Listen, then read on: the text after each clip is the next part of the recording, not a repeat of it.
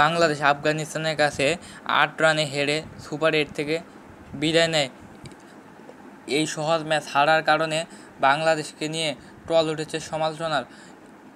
এই ধারাবাহিকতায় এবার মুখ খুললেন বাংলাদেশের একসময় সাবেক কাপ্তান মাশরাফি মুর্তজা। তিনি বলেন, যদি এই ম্যাচ জিততাম তাহলে বিবেকের কাছে হেরে যেতাম। এই ম্যাচটা আর 10টা ম্যাচের মতো ছিল না, তা আমাদের এটা ছিল ইতিহাস গড়ার সমান। তারপরও অবশ্যই আশা দেখি বা দেখব ইনশাল্লাহ হয়তো একদিন। তিনি আরও ফেসবুক লাইভে এসে বলেন, বাংলাদেশের লিটন আর অন্য ব্যাটারদের স্ট্রাইক রেট দেখেই বোঝা যেত লিটন ছিলেন ইনস্ট্যান্ট আর সকলে নন স্ট্রাইক ছিলেন, এবং বাংলাদেশের এটা ম্যাচ জেতা ছিল না, এটা ইতিহাস গড়ার ছিল। বাংলাদেশের উচিত ছিল হার্ড হিটিং করে খেলা এবং 12 ওভার 1 বলের মধ্যে ম্যাচ জেতার মতো কাজ করা। তারা যদি 50 রানে অল আউট হয়ে যেত তাও তাকে কেউ কিছু তাদের বলতো না।